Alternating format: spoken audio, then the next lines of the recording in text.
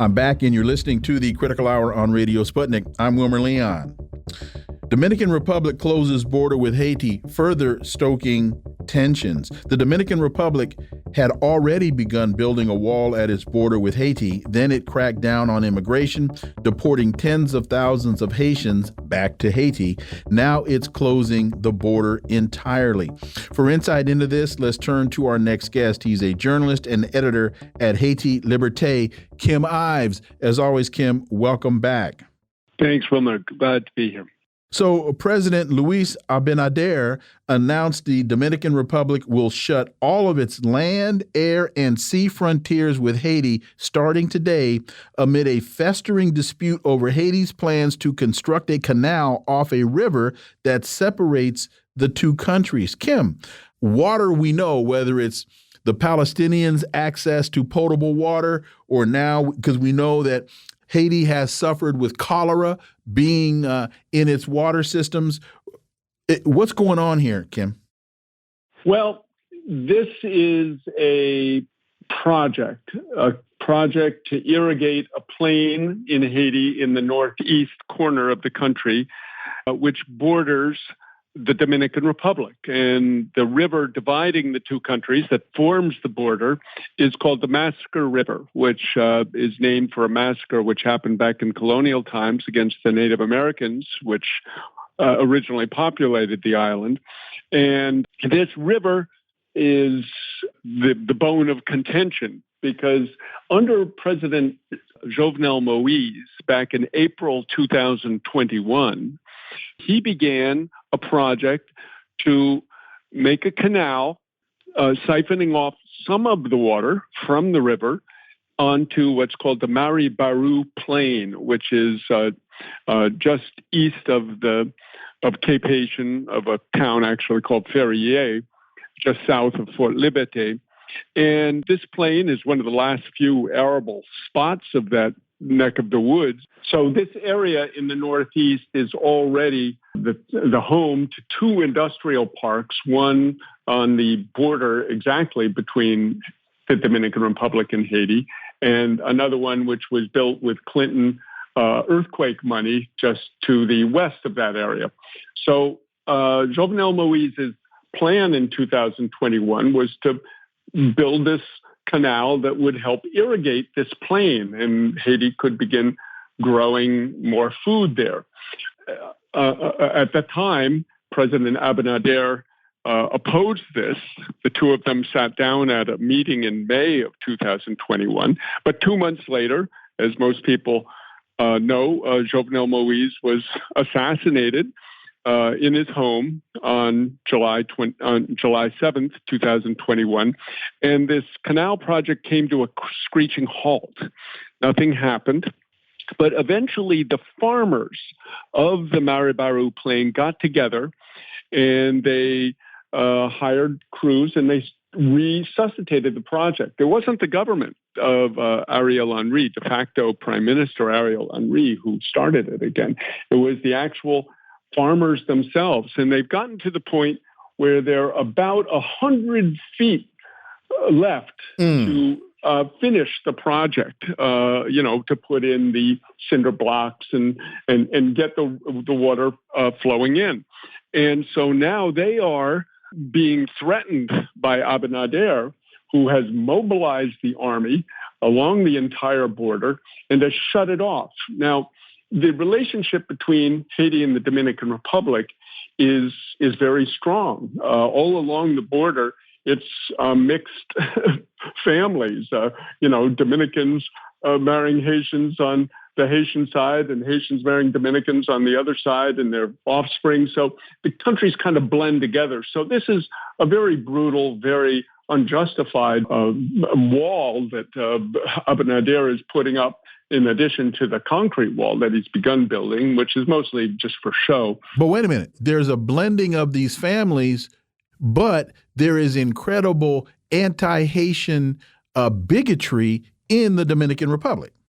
Right, but not mostly along the border. along the border, it's a very different sentiment that prevails. Oh, understood. I just wanted to be sure that people understood that there is incredible anti-Raytian bigotry in the DR. That's all. Yes, that is correct. And this is whipped up, and this is very much what Abinader, the Dominican president, is playing to for the May 19th, 2024 election that is coming. So he's trying to posture as an ultra-nationalist and, being tough on the Haitians. But by now shutting off the border today, what he's done is, in a way, he's shooting himself in the foot, because the Dominican Republic, frankly, runs off Haitian labor. And the town of Dajabon, which is right near the area in dispute, the canal in dispute, Dajabon is right across the river from the town of Wanamant. And every Monday and Friday, thousands of Haitians go across and they shop in what's called the International Market of Dajabon. It's a big covered market there. And they spend each week, according to a report from 2019, between $1.2 and $1.5 million each week. Mm-hmm. So this is a lot of commerce that the Haitians give the Dominican economy. And then if you go to the Dominican Republic, Haitians are working in every field, in every hotel, in every construction site you go to. You'll see Haitians working there. So this is what Abinader fears. He fears that if the Haitians now are starting to grow or better grow their own food, they're not going to be coming to work for cheap labor in the Dominican fields. They're not going to be coming to buy food in the Dajabon market. And so he's trying to shut down this canal project. I'm glad you brought that up in terms of growing their own food, because there was a time when Haiti had tremendous rice production. There was a time when Haiti was able to basically feed itself. And as a result of all catastrophes, along with American agricultural intervention, the food sustainability has been decimated. I wondered, where is the United States? On which side of the border or the argument? Where is the United States in this fight? Well, exactly. 2 days before the border was, the deadline for the border to be closed, which was yesterday, the 14th, the U.S. put out a statement saying all Americans should leave Haiti immediately and not travel to Haiti, and said nobody should come because the situation has gotten too dangerous. Our paper, for instance, saw this as an implicit support for Abinader. They're trying to ratchet up. And it has to be reminded that today the Security Council was supposed to meet on sending a foreign military intervention into Haiti, as the U.S. and Canada and France have been pushing for since last October. And that discussion was postponed today because they fear that Russia or China will veto the measure. And this is not for a traditional blue helmet force. That is the usual force that a UN intervention takes is the blue helmets, which are under the control and direction of the Security Council.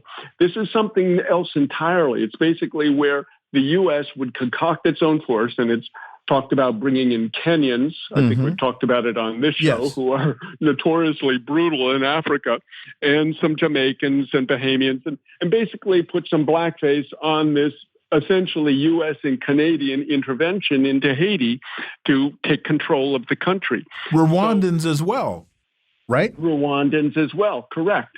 So the point is that all of this is kind of coming to a head right now, but they had to basically postpone the debate that was scheduled to happen today in the Security Council because of this crisis. So essentially, the Haitians, have had their agriculture destroyed, not just by dumping from the U.S. Famously, Arkansas rice farmers, with Bill Clinton's support, dumped tons and tons of rice on Haiti, destroying the Artibonite Valley rice production. The same thing happened for many other products with dumping that came from the Dominican Republic, and where a lot of the agricultural operations are, in fact, U.S. owned or have big sources of U.S. investment. So, in short, yes, this valley, this plain, the Maribaru Plain, is very important, and would be a huge suck on the amount of Haitian commerce that is directed to the Dominican Republic today. It would immediately create great, shall we say, conflict of interest for Dominican growers and Dominican merchants. Just to connect a historic dot, because I'm always trying to be sure that people understand that events such as these don't happen in a vacuum. You mentioned the United States dumping American rice on Haiti, basically Arkansas rice, thank you, Bill Clinton, decimating the Haitian rice economy. There are those who will make the point that that's what really got us into Vietnam. Not only was it a fear of, as we feared, the growth or encroachment of communism, but it was the flooding of Asian rice onto the international market that would have lowered the price of rice for American rice farmers. There are those who say that we went into Vietnam to prevent Asian rice from finding its way onto the international market. That is debatable, but I think that that's a historic data point for people to pay attention to. There's a piece in Haiti Liberté, Popular Resistance in Quanaminthe, and some of the greatest injustices in history stem from the struggle for water. Talk about that story, please. Yeah, well, what's happening is that all of this is taking place in the framework of a sort of slow motion revolution happening in Haiti, where the Haitian masses of particularly Port-au-Prince, the largest and central city of Port-au-Prince, its capital of Haiti, they are not only organizing, but they are armed. And they are called by the U.S. and Canada gangs, all gangs. But as I said to the UN Security Council last December, they're taking the good guys and the bad guys and putting them all in one basket called the gangs. There are indeed criminal gangs in Haiti and Port-au-Prince. And in fact, the Dominicans are saying that this canal being built in the north is being built by gangs, which is untrue. There was even a Dominican journalist who said that the Dominican government should pay a guy called Jimmy Cherizier Barbecue, who has been sort of the principal leader targeted by the U.S. They should pay him $20 million to come up and shut down the canal. This morning, Jimmy Cherizier responded, but I should explain who he is first. He is the leader of a confederation called the G9, which is not gangs. They are anti-gangs. They are essentially armed neighborhood committees, which are set up to keep kidnapping and rape and other criminality out of their neighborhoods so people can go about their life in peace. But he is also calling for a revolution in Haiti, for overthrow of the system of the big oligarchs, as he calls them, the big capitalists who have kept Haiti in this nightmare situation of ultra rich and ultra poor. So he responded this morning to this Dominican journalist saying he fully supports what they are doing up in Wanamant, this popular resistance movement, this nationalist movement, which is saying we have a perfect right to take some of the water from the Massacre River to irrigate our fields. Already, according to the Haitians, the Dominicans have taken 11 different spots along the river to irrigate their fields, and the Haitians don't have one canal coming off the river. So very much as we said in our article in Haiti Liberté this week, the Dominicans are saying, do as I say, not as I do. They are taking already water from the river to irrigate. So, and wait a minute. You've used the term canal, so that I think might infer to the listeners Oh, they're building what, a Suez Canal or a Panama Canal? This thing from the photograph in your paper, the wall seems to be about 5 feet tall, and it seems to be about 12 feet wide. That's correct. So yes. Okay, so there aren't ships coming through this thing. No ships. And this all goes back to a treaty, Wilmer, back in 1929, which said that both nations could use water from the river as long as they did not change the course of the river. Alter the natural course of the river. Right. So the Haitians are not altering the natural course of the river. They are just taking a little, they call them canals in the Artibonite Valley, and I'm not sure if there's another technical name for it, but it is. Let's try tributary. It's a very small little offshoot of basically cement blocks that they make off the river to bring the water to the fields of the Marabou Plain, which is right next to the river. And the Dominicans are already doing this. So they are not diverting, as the actual language of the 1929 treaty says, divert the water course. So they are not diverting the water course. They are simply taking some water from the river to irrigate their fields. You were talking about the United States trying to find an international force, and we were talking about Kenyans and we were talking about Rwandans.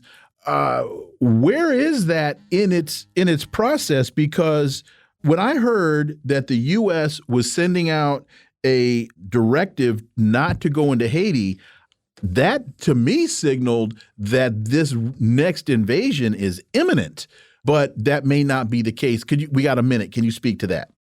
No, we think it is imminent because historically, and I've been doing this for 40 years in Haiti, before there's going to be international action, they will try to shut the place down, shut down the airports, close off the borders, et cetera. Our feeling is what the U.S. is trying to do, everything is optics, with the State Department, as we know. They're trying to get UN benediction of this force, which is not a UN force. It is a separate force to go in. And even if they don't get it, they're coming anyway. We think they're going to make a sort of coalition of the willing. They're going to bring it in with their other smaller nationalities acting as front people. But at the end of the day, this is going to be a U.S. intervention. And the Kenyans right now, they sent a mission. They basically came away and said, listen, we're not going to take on the people of Haiti. We'll guard installations, but that's all that we're going to do. And this is done. What's the legislation that the United States passed to get this done? The act that the U.S. passed? Yes. They are trying to get a Global Fragility Act in place in Haiti. Yeah. Thank you. And the Global Fragility Act, which we've talked about on this show, and it's on the Haiti Liberté site, the interview we did with you, Wilmer, it essentially says they'll put a U.S. military base, U.S. troops in Haiti, and supply it with humanitarian food, rice probably, to feed the people. Kim Ives, as always, thank you so much for your time. Greatly, greatly appreciate that analysis. I look forward to having you back. Thanks a lot, Wilmer.